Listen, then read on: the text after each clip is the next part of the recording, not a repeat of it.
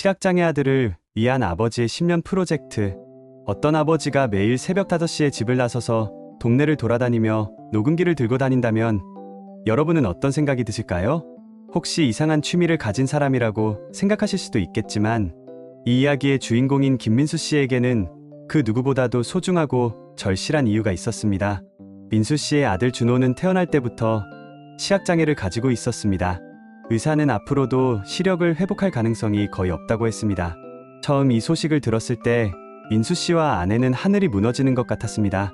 하지만 곧 마음을 다잡고 준호가 이 세상에서 행복하게 살아갈 수 있도록 최선을 다하기로 결심했습니다. 준호는 유난히 총명한 아이였습니다. 비록 눈으로는 세상을 볼 수 없었지만 다른 감각들이 남다르게 발달해 있었습니다. 특히 청각이 뛰어나서 작은 소리 하나도 놓치지 않고 들을 수 있었고 소리만으로도 많은 것들을 구분할 수 있었습니다. 민수 씨는 아들의 이런 특별한 능력을 보면서 한 가지 아이디어를 떠올리게 되었습니다. 준호가 5살이 되던 해 민수 씨는 특별한 프로젝트를 시작했습니다. 바로 동네 전체의 소리 지도를 만드는 것이었습니다. 아들이 언젠가 혼자서도 안전하게 동네를 다닐 수 있도록 모든 길목과 장소의 특징적인 소리들을 하나하나 기록해두기로 한 것입니다. 매일 새벽 민수 씨는 작은 녹음기를 들고 집을 나섰습니다. 첫 번째로 기록한 것은 집 앞 대문 소리였습니다. 낡은 철문이 삐걱거리는 소리, 문고리를 돌리는 소리, 문이 닫힐 때 나는 쾅 하는 소리까지 모두 꼼꼼히 녹음했습니다. 그리고 집에서 나와 첫 번째 골목까지의 발걸음 소리, 시멘트 바닥을 밟을 때와 아스팔트를 밟을 때의 미묘한 차이까지도 기록했습니다. 동네 빵집 앞에서는 매일 아침 6시에 오븐에서 빵 굽는 소리와 함께 퍼지는 달콤한 냄새, 그리고 빵집 문을 열 때 나는 경쾌한 종소리를 녹음했습니다. 약국 앞에서는 자동문이 열리고 닫히는 소리와 함께 약국 특유의 소독약 냄새도 함께 기록했습니다. 비록 냄새는 녹음할 수 없었지만 민수 씨는 메모장에 세심하게 적어두었습니다. 버스 정류장에서는 각각 다른 버스들의 엔진 소리를 구분해서 녹음했습니다.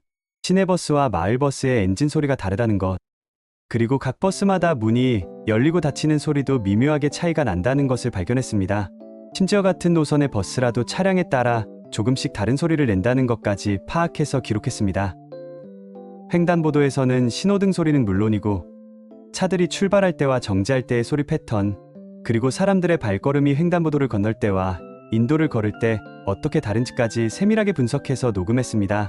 특히 비 오는 날에는 무릉덩이를 밟는 소리, 우산에 떨어지는 빗소리까지도 따로 기록했습니다. 이런 식으로 민수 씨는 동네의 모든 구석구석을 돌아다니며 소리들을 수집했습니다. 계절마다 달라지는 소리들도 놓치지 않았습니다. 봄에는 새들의 지저귀음과 바람에 흔들리는 나무 소리, 여름에는 매미 소리와 에어컨 시르기 소리, 가을에는 낙엽 밟는 소리와 바람 소리, 겨울에는 눈 밟는 소리와 난방기 소리까지 모든 것을 기록했습니다. 동네 사람들은 처음에는 민수 씨를 이상하게 생각했습니다.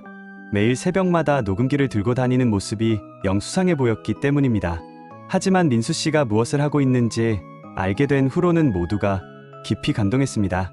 그리고 하나둘씩 도움을 주기 시작했습니다.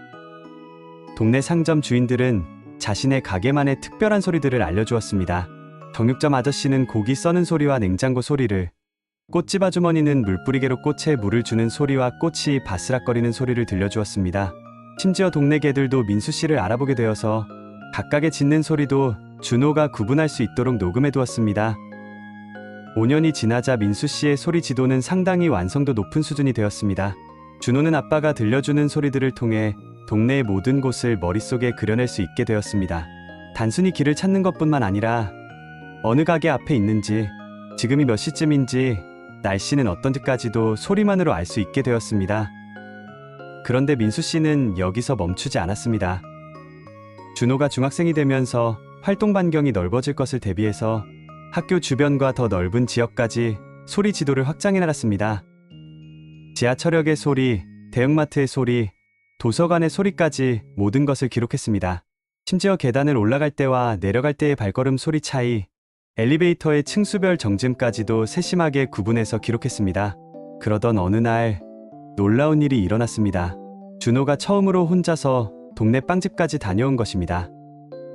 민수 씨는 멀리서 몰래 따라가며 지켜봤는데 준호는 마치 눈으로 보듯이 정확하게 길을 찾아 빵집까지 갔다가 무사히 집으로 돌아왔습니다. 그날 밤 민수 씨는 감격해서 잠을 이루지 못했습니다. 그 후로 준호의 독립성은 점점 커져갔습니다. 학교도 혼자 다닐 수 있게 되었고 친구들과 약속도 잡을 수 있게 되었습니다. 다른 시각장애인 학생들이 여전히 보호자와 함께 다녀야 했던 것과는 대조적이었습니다. 준호의 담임 선생님은 이런 준호의 독립성을 보고 매우 놀라워했습니다. 10년이 흐른 지금 준호는 고등학생이 되었습니다. 그리고 놀랍게도 준호는 자신만의 소리 지도를 더욱 발전시켜서 다른 시각장애인들을 도와주는 봉사활동을 하고 있습니다. 아빠가 만들어준 소리 지도를 바탕으로 해서 자신만의 노하우를 더해 더욱 정교하고 실용적인 지도를 만들어내고 있는 것입니다. 하지만 여기에 더 놀라운 사실이 있습니다. 사실 민수 씨 자신도 시각장애인이었던 것입니다. 준호가 태어나기 전 교통사고로 시력을 잃었던 민수 씨는 자신이 겪었던 어려움을 아들이 겪지 않게 하기 위해 이 모든 일을 해낸 것이었습니다. 자신도 보이지 않는 상황에서 촉각과 청각만을 이용해 동네의 모든 소리를 수집하고 분석했던 것입니다. 민수 씨는 처음에는 내가 시력을 잃었을 때 절망했었다라고 말합니다. 하지만 준호 때문에 다시 살아갈 희망을 찾았고 준호와 함께 이 프로젝트를 해나가면서 오히려 예전보다 더 풍요로운 세상을 경험하게 되었다고 말합니다. 소리만으로도 세상에 이렇게 많은 것들을 느끼고 구분할 수 있다는 것을 깨달았다는 것입니다. 현재 준호는 컴퓨터, 프로그래밍을 배우고 있습니다. 아빠가 만들어준 아날로그 소리 지도를 디지털화해서 전국의 시각장애인들이 사용할 수 있는 앱을 만들겠다는 꿈을 가지고 있습니다.